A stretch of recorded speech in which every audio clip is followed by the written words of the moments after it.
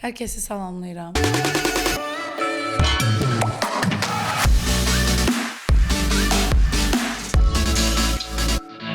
Bir önceki videomuzda dölə aid screening testlərindən, yəni hamiləlikdə edilən screening testlərindən bəhs eləmişdik. Bunlardan biri də ikili test idi. Bugün sizə iki xəstənin ikili testinin üzərindən açıqlama verəcəm. Artıq belə deyim də, həkimə ehtiyac qalmadan bəlkə də öz testinizi özünüz yorumladınız. Yəni həkim cavab verənə qədər o stresə girirsiniz ki, görəm mənim testim nəticə çıxıbdı, testimin nəticəsi yaxşıdırmı, pisdirmi, risklidirmi?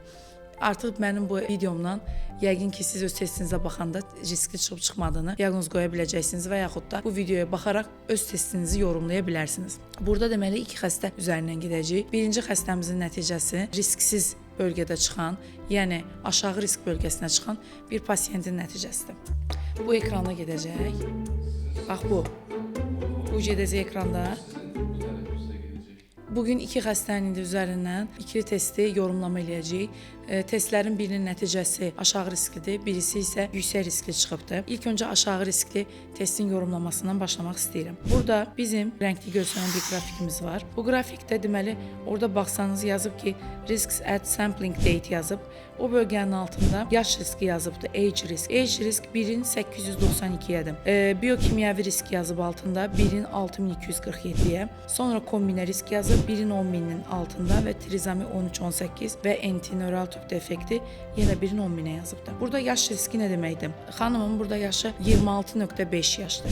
Yəni hardasa 27 yaşındadır. Yaşından dolayı toplum üzərindəki riski 892'də birdir. Yəni bu xanım heç bir test verməsə, ikili test elətdirməsə, ultrasona girib uşağın burun sümüyünə, ənsə qalınlığına baxdırtmasa, riski 892'də birdir. Yəni 892 dəfə hamilə qalsa, bir dənəsində bu yaşında, bu yaş üzərinə risk hesablanır. 27 yaşında 892 dəfə hamilə qalsa, bir dənə Down sendromlu uşaq doğma ehtimalı olduğunu göstərir. Və yaxud da onun yaşında 892 dənə qadın bu testi veribdir və onların bir dənəsi Down sendromlu bebek doğuracaq anlamına gəlir. Amma biyokimyəvi test nədir? Biyokimyəvi biz demişdik ki, ikili test edilirkən qanda PAP-A və beta-HCG testlərinə baxılır. Buna biyokimyəvi analiz edilir. Biyokimyəvi analizinə görə riski 6247'də birdir. 6247 dəfə yəni hamilə qalsa, bir dənəsində Down sendromlu olma ehtimalı var qan testinə görə. Altda gördüyünüzdə kombinə risk yazılır. Kombinə trizamiya 21 riski. Kombinə risk nədir? Xanımın yaşı, xanımın irqi, ondan sonra qanda verdiyi testlər, orta kombin hesablanıb və eyni zamanda ultrason bulğuları. Kombinə riski 10.000'də 1'ə düşübdür. Yəni bu xanım bu testləri verməsəydi 892'də bir riski var idi sırf yaşına görə. Testi verib ultrasondan keçdiyinə görə bu riskini 10.000'də 1'ə düşürübdür. Kombin nə demək? UZI, qan testi, yaş, irq hamısının kombinlənmiş hesabı 10.000'də 1'dən az deməkdir. Yəni 10.000 dəfə hamilə qalsa bir dənə Down sendromlu uşaq doğa bilər. Yəni riskini görün 892'dən nə qədər aşağıya düşürübdür. Heç bir test verməsəydi 892'də 1 idi riski, amma test verib sübut eləyib ki, onda heç 10.000'də 1'dən də çox riski o qədər aşağıdır. Burada qrafikin qırmızı, sarı və yaşıl qismlərinə gəlsək, yaşıl bölgə risksiz bölgəni göstərir, aşağı risk bölgəsi daha doğrusu. Biz ikili testdə heç zaman risksiz kəlməsini işlətməməliyik, aşağı riskdir. Sarı bölgə orta risk bölgəsini göstərir, qırmızı bölgə isə riskli bölgəni göstərir. Və xanımın burada qara bir işarət var, bu qara işarət yaşıl bölgədə olduğuna görə o bölgə bizim üçün risksiz, aşağı riskli bir bölgə sayılır. 250'nin 1'ə bizim üçün cut-off dəyəridir.